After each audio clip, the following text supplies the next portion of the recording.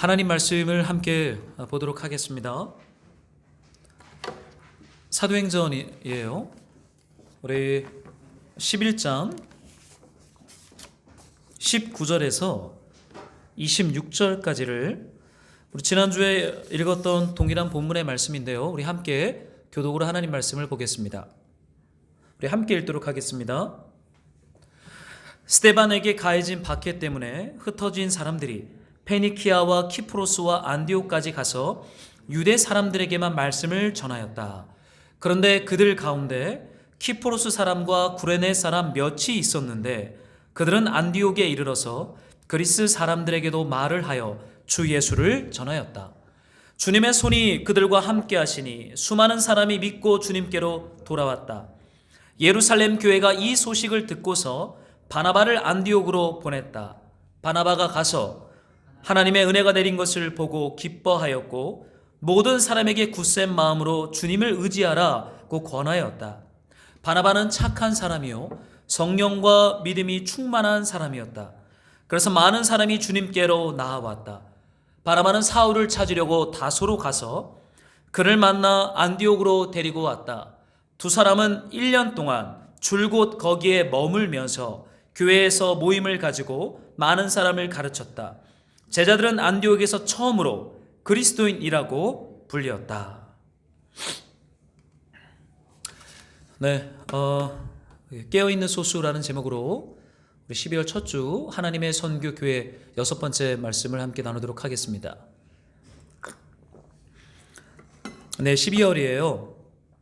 대림절 이미 시작이 되었고 우리 베들레헴 1세기 그 구유에 오셨던 그 주님을 촛불을 켜고 기다리는 절기인데 우리가 촛불을 켜지 못했지만 마음에 촛불을 켜고 우리 주님께서 이 땅에 마라나타 오십시오라는 간절한 그런 갈망으로 이 12월 한 달을 보내시기를 부탁드립니다. 네, 오늘은 지난주와 동일하게 이 안디옥 교회에 대한 본문의 말씀을 붙잡고 깨어있는 소수라는 제목으로 말씀을 좀 함께 나누고자 해요. 안디옥 교회는 참 독특한 교회였어요. 역사 가운데 최초의 교회가 예루살렘 교회였다면 예루살렘 교회는 유대인들에게만 복음을 전한 교회입니다. 유대주의, 그 아브라함으로부터 시작된 선민이라고 하는 이 선민 의식에 갇혀서 하나님이 모든 민족을 제자 삼아 땅끝까지 가서 주 예수의 복음을 전하라고 하는 복음을 자기들의 생각의 틀 안에서 해석하며 그 복음은 오직 유대인에게만 전해야 되는 거야 라고 하는 이런 고집스러운 견고한 진을 가지고 있던 교회가 예루살렘 교회예요. 이 반면에 안디옥 교회는요, 이 깨어짐의 흔적을 가진 사람들이 세운 교회입니다. 평신도들이 세웠어요. 유명한 사도들이 여기에는 초반에 없었습니다. 이름 없는 무명의 성도들이 박해 때문에 흩어지다가 페니키아와 키프로스를 지나 시리아 땅, 지금의 터키 땅이죠. 거기 안디옥이라는 도시에 정착하면서 이 안디옥 교회가 시작이 돼요. 이 안디옥 교회는 유대인이 아니라 이방인에게 집중한 교회입니다. 하나님의 마음을 알아서 이방인들에게 최초로 복음을 전했던 땅이 안디옥이었어요.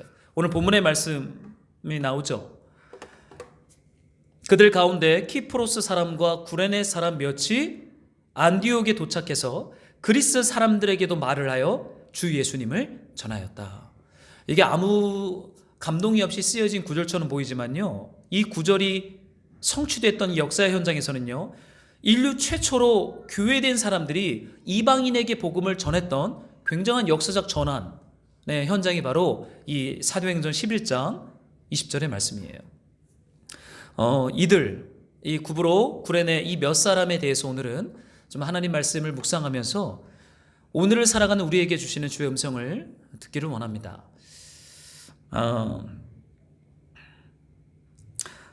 지난주 박해와 흩어짐이란 주제의 말씀을 나눴는데요. 박해를 만나니까 흩어져요. 그들이 어디로 흩어졌습니까?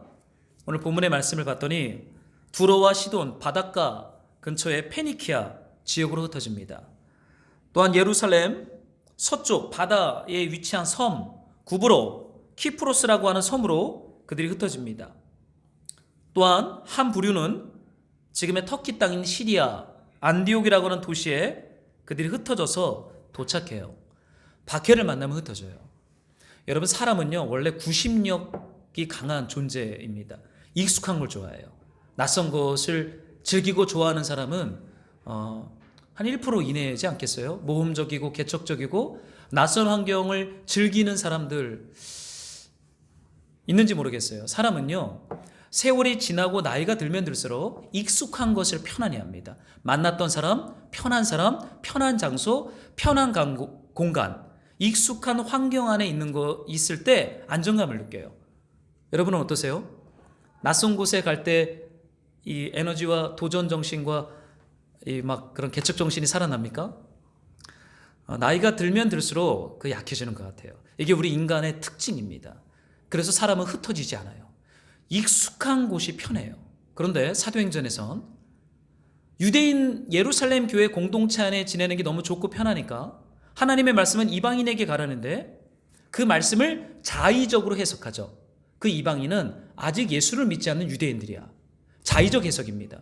하나님의 뜻은 날선 검과 같아요. 있는 그대로 이방인이에요. 유대인이 아닌 헬라인, 그리스인, 마게도니아인, 아가야 사람, 로마 사람, 중국 사람, 그들한테 가라고 말했는데 예루살렘 교회는 익숙한 것이 너무 좋다 보니까 우리끼리 성찬을 나누고 집에서 모여서 예배하고 성경 공부하고 기도하는 게 너무 좋다 보니까 가지 않습니다. 박해가 일어나죠. 박해는 지난주에서 우리가 묵상을 했지만 말씀이 육신이 되어 우리 가운데 거하시는 하나님의 성육신적 사건이 박해로 사도행전을 해석하고 있어요. 이거는 하나님이 인류를 치시는 고통의 매가 아니라 하나님의 말씀이 말씀으로서 온전하게 힘있게 하기 위해서 주님이 말씀을 박해의 모습으로 예루살렘 교회에 찾아오게 합니다. 어떻게 돼요? 흩어져요. 구심력, 안으로 집중하던 마음이 원심력, 바깥으로 외부로부터 오는 바람을 맞으니까 바깥을 향하여 그들이 쓸려나갑니다. 마치 민들레 꽃씨가 바람에 날려서 흩어지잖아요. 그럼 어디에 도착해서 무엇이 됩니까? 심겨져요. 그럼 무엇이 돼요? 꽃이 됩니다. 바람을 맞아서 흩어져야 꽃이 돼요. 이것이 사실은 사도행전이 말하는 메시지입니다. 흩어지지 않으려고 모일수록 어떻게 됩니까? 하나님의 말씀으로부터 멀어지는 것이죠. 그렇지만 그들은 착각하기를 우리가 잘하고 있다라고 생각을 해요. 여러분, 그들이 도착한 곳은요 낯선 땅이에요. 한 번도 경험해보지 않은 곳, 익숙하지 않은 곳. 그래서 불편해요. 모든 것을 처음부터 시작해야 돼요. 아마도 저는 그들이 예루살렘 교회에서는 타성에 젖어 있었지만 키프로스와 페니키아와 안디옥에 도착했을 때는요 더 날카로운 기도가 그들 안에 시작되지 않았을까 생각해요.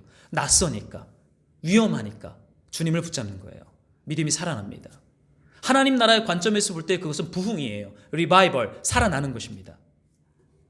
여러분, 박해는요 우리를 살아나게 해요. 우리를 일으킵니다. 우리를 낯선 곳으로 집어넣어요.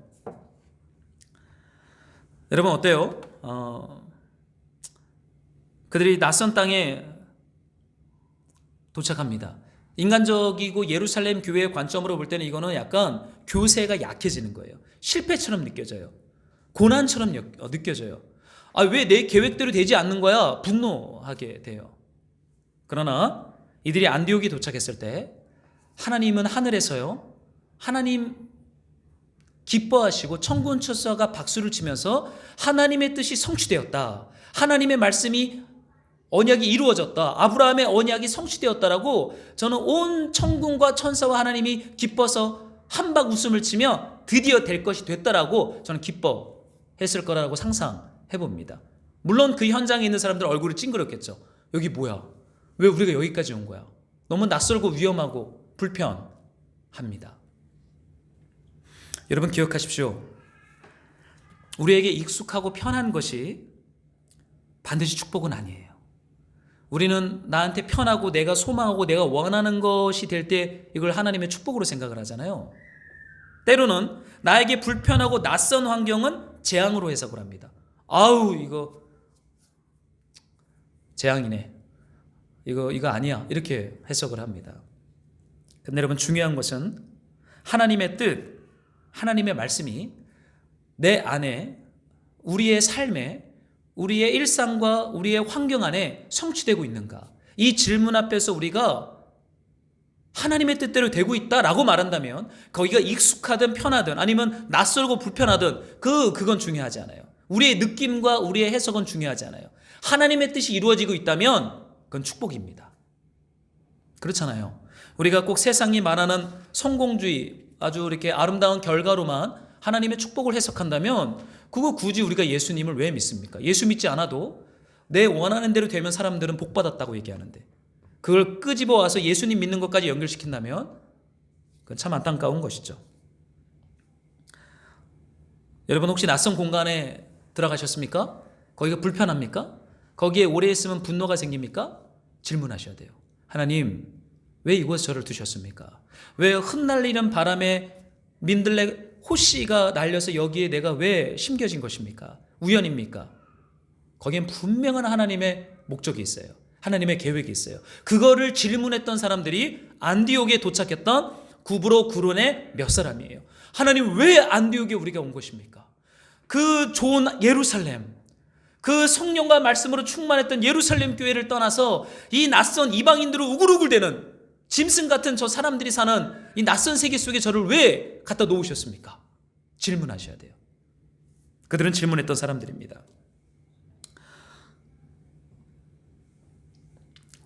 그런데 여러분 사실 이 예루살렘 교회 사람들 안에는 아주 견고한 세계관이 하나 있어요. 그걸 제가 말씀드렸지만 그건 유대주의입니다. 선민의식. 우리는 아브라함의 후손이고 저 사람들은 이방인이야, 짐승이야, 개야, 이런 거죠. 부정해. 우리는 거룩하고 쟤네들은 부정해. 이러한 거룩과 부정이라고 하는 이분법으로 그들이 가득 차 있어요. 그러니까 이방인들은 마땅히 복음을 전하면 안 된다라고 하는 그러한 결론이 그들에게 나왔던 거죠. 안디옥에도 도착했는데 여기 성경에 봤더니 19절에 페니키아와 키프로스와 안디옥까지 가서 성경은 뭐라고 되어 있습니까? 잠깐 말씀 볼까요? 유대 사람들에게 말씀을 전하였다. 안 깨져요. 힘든 것이에요. 그 유대주의와 선민의식이 얼마나 견고했는지 박해를 받아서 이방인 땅에 도착했는데도 유대 사람들, 거기에 디아스포라, 이민 온 유대인들에게만 주 예수의 복음을 전했대요. 너무나 견고한 거죠. 안 깨집니다. 그런데 20절에 갔더니 그들 가운데 키프로스 사람, 구브로 섬입니다. 섬. 구브로 키프로스 섬 사람과 구레네, 북아프리카 변방이에요. 출신의 사람 몇 사람이 안디옥에 왔는데 유대 사람이 아닌 그리스 사람들, 이방인들에게 말을 하여 예수님을 전했대요. 놀라운 역사적인 전환이 여기에서 일어납니다. 이건 충격이에요. 이건 사도행전의 앞과 뒤를 가르는 전반전의 끝자락입니다. 여기서부터 후반전이 시작이 되는 거예요. 여러분 복음을 나한테 편한 방향으로 해석하는 것이 정말 위험한 거예요. 외부로부터 불어오는 박해가 위험한 것이 아니라 복음을, 하나님 말씀을 나에게 편한 방향과 나에게 익숙한 방향으로 익숙하게 해석하고 적용해 왔던 것. 여러분 이것이 깨지는 것이 부흥입니다. 이게 구원이에요. 이것이 회복입니다. 이 몇 사람 안에는 이 변화가 일어났어요. 이제는 하나님의 말씀을 하나님의 말씀으로 받아들이기 시작합니다.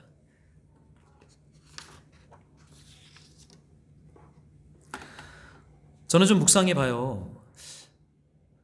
이들이 도대체 누구일까? 이 구브로 구레네 이 몇 사람 안에 이 놀라운 변화와 깨어짐과 유대인이 아닌 그리스 사람, 이방인에게도 복음을 전했던 역사적인 전환이 여기서 일어났는데 도대체 이들 안에 어떠한 변화가 있었을까? 이들은 어떻게 이렇게 하나님의 뜻을 온전히 깨달아 온전히 순종했을까? 그래서 이들을 통하여 마게도니아와 유럽과 이방인에게 선교를 집중하는 안디옥 교회가 시작이 되잖아요. 이들이 안디옥 교회의 개척자들입니다. 이들은 평신도였어요. 도대체 이들 안에 어떠한 변화가 있었을까? 여러분 성경은 이들의 이름을 말하지 않아요. 성경은 그대로 말하고 있죠. 그들은 키프로스 사람이고 구레네 사람 몇이다. 여러분 사도행전에 나오는 유명한 사도들의 이름은 우리가 익숙하게 압니다. 베드로, 바울, 빌립 얼마나 유명해요. 힘 있는 사역자들이죠. 그러나 안디옥 교회의 이방인 선교와 이방인을 위한 사역에 집중했던 그 소수의 사람들은 이름이 없어요. 유명한 사람이 아니라는 거예요. 저는 이것이 참 감사해요. 여러분, 유명해지는 것이, 힘이 있어지는 것이 꼭 간증할 만한 것은 아닙니다. 유명하지 않아도, 이름이 없는 무명의 변방의 사람이어도 하나님의 뜻을 온전히 깨닫고 주님의 말씀 앞에 순종하고 말씀이 우리를 다스리기 시작하면 역사 가운데 하나님이 진짜 기뻐하는 한 가지 일을 하는 거죠. 여러분, 그것이 소명 아닙니까? 그것이 부르심이잖아요. 하나님의 뜻이 이 땅에 이루어지는 그 현장에 이름 없는 무명의 성도들이 있어요. 오늘날 전문 사역자와 평신도라고 하는 두 부류의 사람들이 한국교회에 존재합니다. 저는 전문 사역자예요. 저는 풀타임입니다. 저는 이것이 저의 생업이에요. 반면에 일상과 일터에서 직장 생활에다가 성경 공부나 주일 공동체 예배에 오는 분들을 한국교회는 평신도라고 말합니다. 그 표현이 맞는지 모르겠어요. 사실 성경은 사역자와 평신도를 가르지 않습니다. 그냥 주님의 제자만 있을 뿐이에요. 그런데 그 관점을 받아들여서 이 본문을 해석하면요, 이 키프로스와 구레네 사람 몇은 어떠한 종류의 사람들입니까? 평신도예요. 그들은 예루살렘 교회에서 사역했던 전문 사역자, 사도 그룹이 아니었어요. 이들은 평신도들이었습니다. 저는 누군가의 남편이고 저는 누군가의 아내였을 거란 생각을 해봐요.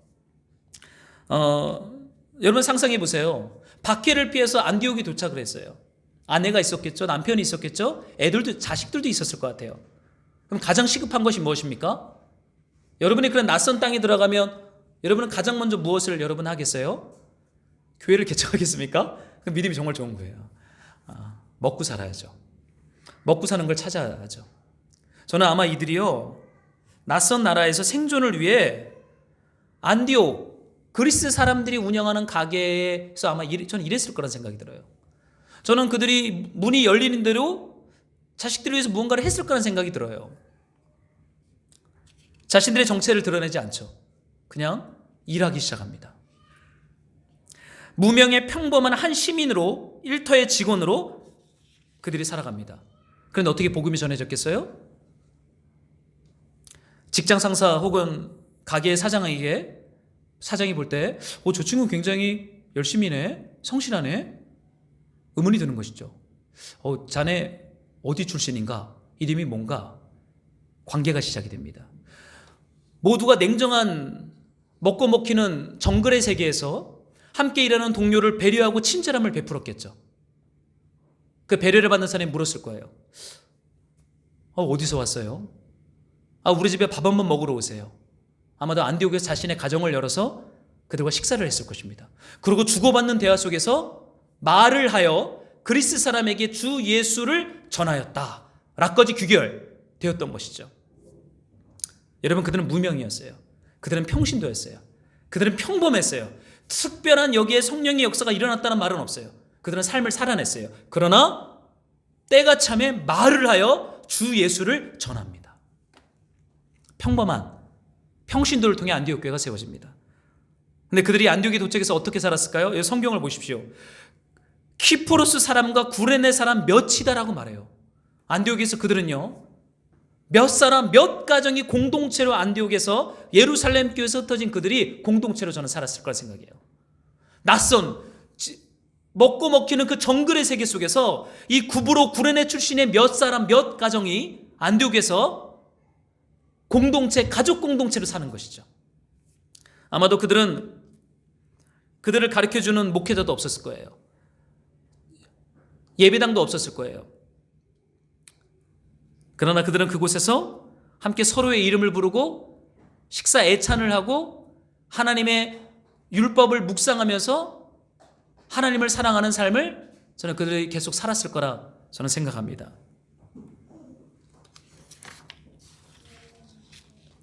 여러분, 이러한 사람들이 안디옥 교회의 초대 개척 멤버들입니다.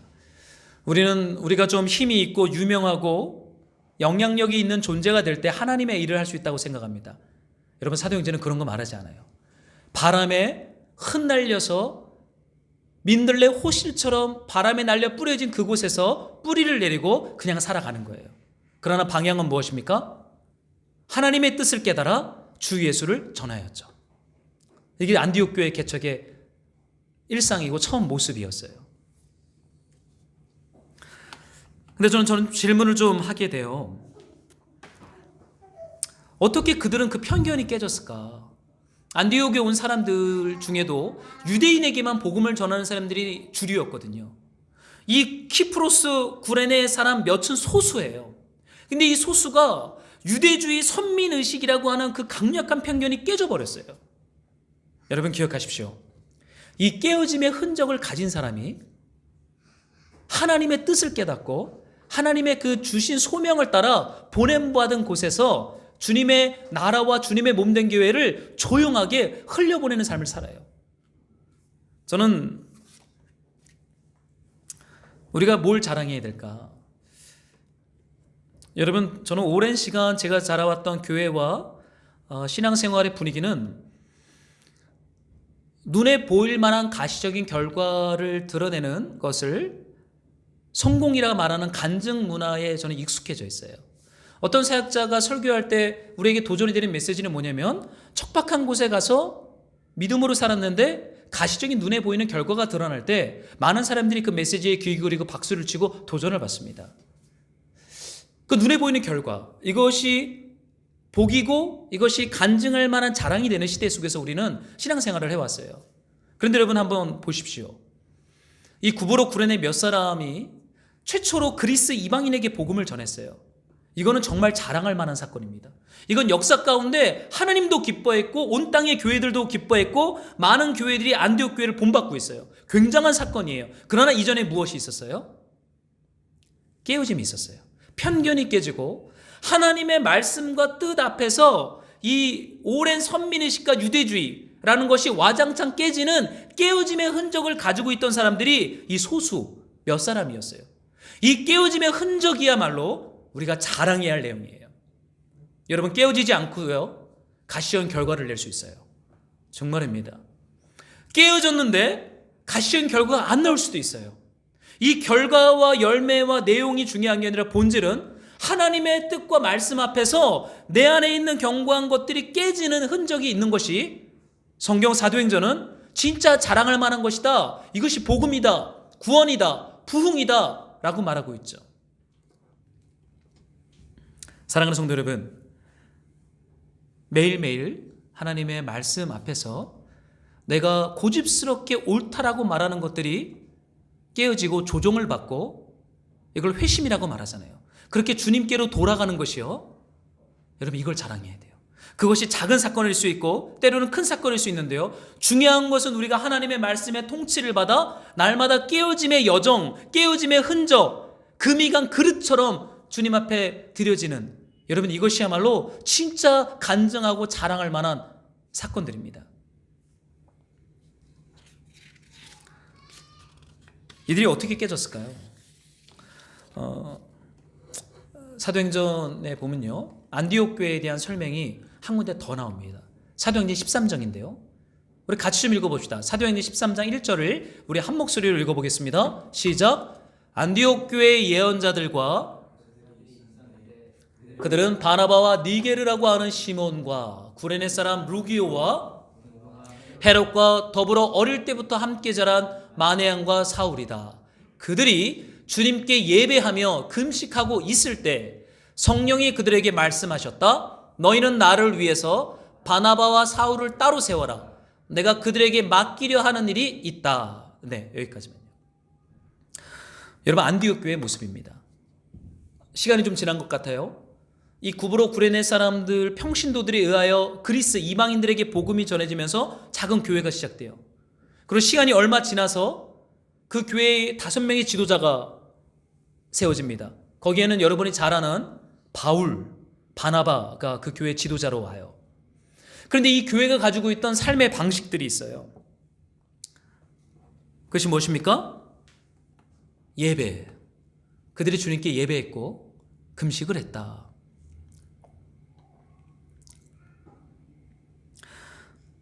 여러분, 깨어짐의 흔적은요, 불교나 타종교가 말하는 고행이 아닙니다.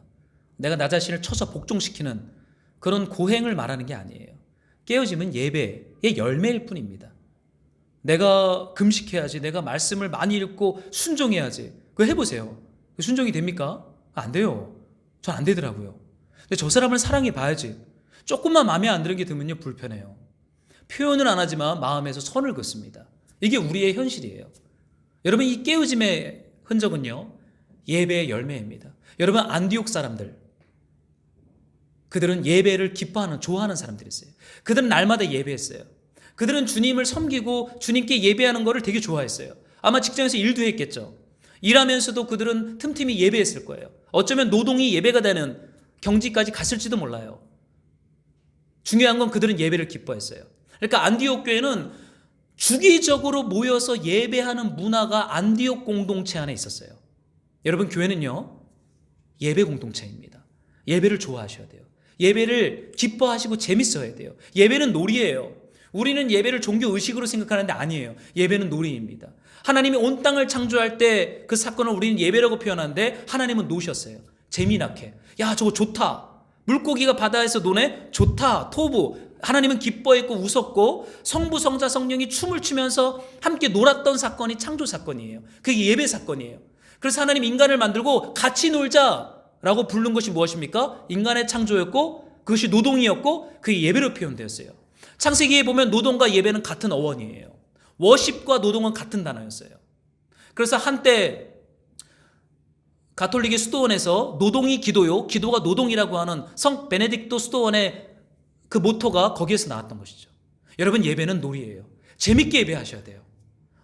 예배하러 가네. 막 넥타이 매고 정장 입고. 그게 예배 준비는 아니잖아요. 예배 준비는 기뻐하는 것입니다. 예배를 여러분 좋아하세요. 안디옥 교회는 예배를 좋아했어요. 예배를 드리는 걸 재밌어 했어요. 그런데 그 예배가 지금 여기서 어떻게 표현되고 있습니까? 주기적으로 금식이란 방식으로 예배를 드렸어요. 참 여기서 우리는 조금 멈칫하게 되죠. 금식? 이거 얼마나 힘들어요. 금식 해보셨어요? 우리는 야식을 많이 하죠. 우리는 금식을 많이 안 합니다. 우리는 야식을 많이 하고 우리는 그런 존재들이에요.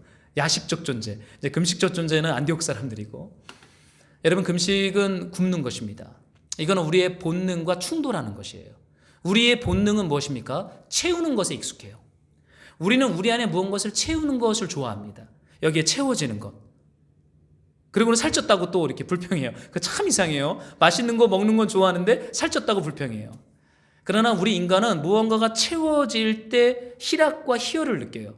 우리 인간의 본능인 것 같아요. 금식은 그 인간의 자연스러운 본능과 충돌하는 저 반대편에 있는 것입니다. 금식이 뭐예요? 비우는 것이에요.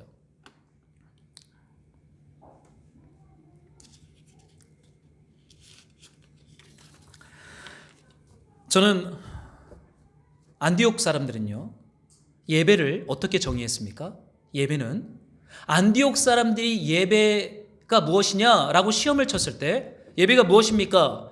교회된 식구들에게 예배를 가르치면서 지도자들이 예배를 정의해 보세요 라고 했을 때 그들은 예배를 어떻게 표현했을까요? 오늘날 같으면 설교를 듣는 거예요. 찬양을 부르는 거예요. 이걸 예배를 정의할 것입니다. 그러나 안디옥 사람들은요, 예배는 비우는 것입니다 라고 말하는 것이죠. 안디옥 사람들이 가지고 있던 예배론, 그것은 비우는 것입니다. 이거는 우리의 본능과 충돌하는 거예요. 내 생각을 비우는 거예요. 내가 옳다라고 주장하는 그것을 잠깐 내려놓는 거예요. 그리고 주님께서 옳다라고 하는 것을 채우는 거예요. 이것이 안디옥 사람들이었던 예배였어요. 여러분, 생각해 보세요. 지금처럼 기독교 제국이 아니에요. 기독교인들은 소수였어요. 그들을 후원하는 사람들이 있었을까요? 아마 예루살렘 교회랑 단절되었을 거예요. 박해 때문에. 시간이 너무 많이 지났어요. 어떻게 살아요, 거기서? 이방인들의 직장에 가서 그 권위에 순복하면서 일하면서 살았을 거예요. 불편했겠죠. 그들이 어떻게 예배했겠어요? 시간을, 빡빡한 일정 속에 시간을 떼서. 아마도 저는 그들이 퇴근하고 저녁에 몇 가정들이 모여서 그들이 예배했을 거라는 생각이 들어요. 어떤 방식으로요? 비움으로. 생각을 비우는 거예요. 여러분, 금식은 속을 비우는 것입니다. 금식은 가득 채워져 있던 것들이 텅텅 비게 만드는 작업이에요. 여러분, 이게 예배예요. 여러분, 예배를 왜 드리십니까? 하나님의 복으로 우리를 채우려고요? 하나님의 능력으로 우리를 채우려고요? 방향을 잘못 잡은 거예요. 예배는 비워지는 것입니다. 내가 예배를 많이 드려서 하나님의 능력으로 나를 채워서 세상 속에서 성공하는 그리스도인이 돼야지. 어쩌면 그건 기독교가 말하는 예배랑 전혀 상반된 개념을 우리가 배워온 것 같아요. 예배는 그것이 아니에요. 내가 철저하게 비워져서 내가 아무것도 아니군요 라고 주님 앞에 나를 고백하게 되는 거예요. 그래서 저는 주님이 필요합니다. 주님, 저를 채워주십시오. 배가 고픕니다. 주님으로 배가 고픕니다. 주님의 말씀이 내가 급합니다. 주님의 성령이 내가 목마릅니다. 왜요? 비워졌으니까. 여러분, 금식 하루만 해보십시오. 빵 냄새만 나잖아요. 미칩니다. 진짜 저는 미칠 뻔했어요.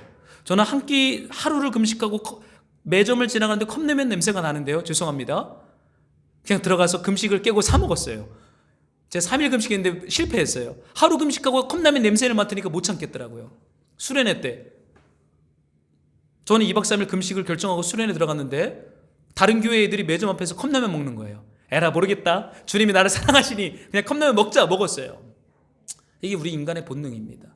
배고픔은요, 채우고 싶어하는 갈망이 깊어져요. 사랑하는 성도 여러분, 안디옥 교회의 예배는 비움입니다. 편견이 비워지는 거예요. 그러니까 모든 민족을 제자 삼아 땅끝까지 가라고 했던 사도행전 1장 8절의 말씀이 이 구브로 구레네 몇 사람은 깨닫게 된 거예요. 왜요? 비워졌기 때문에. 비우지 않고 계속 채우면요, 욕심쟁이 됩니다. 스크루지 할아버지 돼요. 믿음의 세월이 길어지면 길어질수록 더 욕심이 많은 존재로 울그락불그락하는 얼굴을 보게 될 거예요. 그건 예수님을 믿는 방향이 잘못되었기 때문에. 우리는 더 많은 복을 받으려고 믿고 따라가는 것이 아니라 내 복을 비우기 위하여 예수님을 따라가는 것입니다. 그리고 진짜 복이 채워지는 거예요. 비움과 채움, 여러분 잊지 마세요. 이거 안디옥 사람들이 가지고 있던 예배라고 하는 삶의 구체적인 모습이었어요. 비워지면 배가 고파요. 채우고자 합니다. 사도행전 14장 2절에 봤더니 그들이 주님께 예배하며 금식했어요. 얼마 동안 금식했는지 모르겠어요. 배가 많이 고팠겠죠. 그러니까 그 뒤에 어떠한 일이 시작됩니까? 성령이 그들에게 말씀하셨다. 그 비워진 공간에 성령의 말씀이 채워져요. 여러분, 이것이 안디옥 사람들이 가지고 있던 삶의 방식, 예배의 방식, 예배의 정의였어요. 안디옥 교회는 예배를 비우고 내가 옳다고 주장하는 생각들이 멈춰지고 비워지는 시간이 예배예요. 예배에 딱 들어가면요, 내가 옳다고 생각했던 것들을 내려놓게 돼요. 내가 틀렸구나. 내가 잘못한 것이구나. 주님의 말씀 앞에서 비워지게 돼요. 안디옥 교회는 주기적으로 이 일을 했어요. 여러분, 이건 자연스러운 게 아니라고 했습니다. 우리의 자연스러운 본능은 채우는 거예요. 그것이 익숙해요. 그래서 이것은 주기적으로 약속을 잡아야 돼요.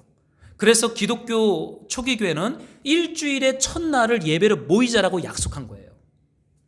우리가 이게 안 되니까, 예배하면서 우리가 비워지는 것이 안 되는 죄인된 존재니까 한 주를 시작하는 첫날은 아무것도 하지 말고, 일도 하지 말고, 아무것도 하지 말고 멈추자, 비우자. 이게 예배입니다.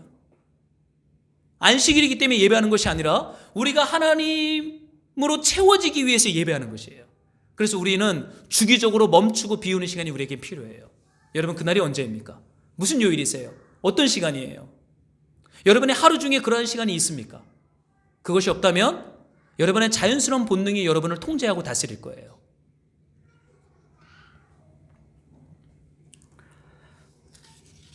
하나님은 참 아이러니한 것은요, 비워지잖아요. 그럼 그 자리를 그냥 두지 않으세요.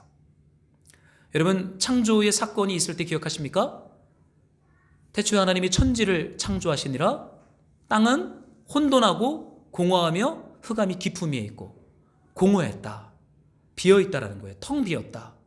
근데 그 다음에 하나님이 어떻게 말했어요? 하나님이 가라사대 빛이 있으라. 공허한 공간에 하나님의 빛들이 채워져요. 하나님의 말씀들이 채워져요. 그랬더니 하나님이 보시기에 좋았다라는 거예요. 여러분, 이것이 예배의 열매입니다. 우리가 주님 앞에 멈춰서 비어지는 예배가 시작되면 그냥 두지 않으세요. 하나님의 성령과 말씀, 하나님의 뜻과 하나님의 생명으로 가득 채워집니다. 배불러요. 배부르는 거예요.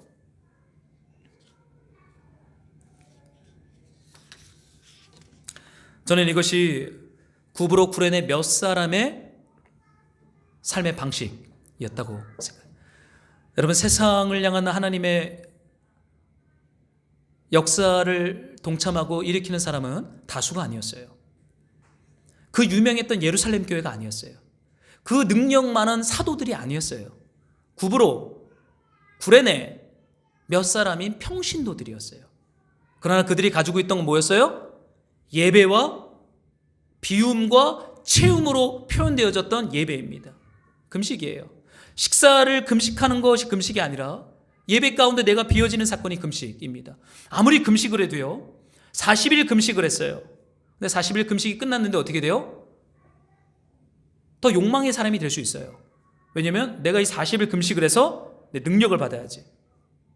그런 동기로 했다면 그건 정말로 전혀 비워지는 사건이 아니었던 것이죠. 차라리 소식을 하면서 하나님 말씀 앞에서 나를 비우는 것이 저는 더 좋다고 봅니다. 사랑하는 성도 여러분, 이 가슴 벅찬 예배, 저는 여러분의 삶에 주기적으로 저는 이것이 일어나기를 소망해요. 이것이 우리를 깨어있게 합니다. 이것이 하나님의 뜻과 하나님의 계획에 동참함으로 아무도 가지 않았던 길을 가게 하는 것이에요. 이것이 이방인 도시 안디옥 안에 주님의 몸된 교회를 일으켰던 힘이었어요. 사랑하는 성도 여러분, 안디옥 교회는 이 무명의 사람들, 이 평범한 사람들, 예배라는 삶의 방식을 가진 이 사람들, 깨어짐의 흔적을 가진 사람들, 그 소수를 통하여 주님이 이방인 선교라고 하는 이 교회 운동을 주님이 일으키셨어요. 그렇다면 우리도 이 부르심을 받을 수 있어요. 이 길을 걸어갈 수 있어요. 우리는 평범한 사람들이니까. 우리는 평범한 교회이기 때문에 오히려 이 길을 갈 수 있는 가능성이 큽니다. 그러려면 여러분, 예배하는 삶을 사세요. 주기적으로. 오늘은 예배하는 날이고 다른 날은 일하는 날이야. 이거 구분 지으면 안 돼요. 예배와 일을 구분 지을 수 없어요. 하나님이 보실 때 7일이라고 하는 시간은 하나 사실 모든 것이 예배예요. 우리가 집에서 설거지하는 것도 예배고, 아이들 기저귀 가는 것도 예배고, 돈 벌러 나가는 것도 예배예요. 그러나 그 방향성이 어디에 있어야 돼요? 하나님께 포커싱 돼 있어야 돼요. 주기적으로. 우리는 제가 다시 한번 강조하지만 가만히 있으면 채우는 곳으로 돌아갑니다. 구심력, 나에게 집중해요. 가만히 있으면. 그래서 시간표를 짜서 주기적으로 하나님 앞에 내 시야를 두고 하나님의 말씀을 채우고 주님 앞에 나를 비우는 그 습관들을 여러분 훈련했으면 좋겠어요. 저는 이 구브로 구레네 몇 사람에게 참 고맙습니다. 이들이 평신도여서 고맙고, 이름이 없는 유명하지 않은 사람들이어서 고맙고, 몇 사람의 가정 공동체였기 때문에 저는 고마워요. 왜냐하면 누구든지 시작할 수 있는 가능성을 이들이 보여줬기 때문에. 만약에 사도들, 그 유명한 예루살렘 교회가 안디옥 교회를 개척했다면 불편했을 거예요. 왜냐하면 그런 능력과 그런 사이즈가 없기 때문에. 그러나 이들은 이름도 없었고 평신도였고 너무나 평범한 사람들이었어요. 사랑하는 우리 식구 여러분, 깨어있는 소수로 주님께 우리 삶을 드립시다. 그 비움과 채움이란 그 예배를 주기적으로 드립시다. 우리 이 말씀을 가지고 우리 한번 같이 우리 교회여 일어나라 이 찬양 드리고 우리 한번 같이 기도하기를 소망합니다.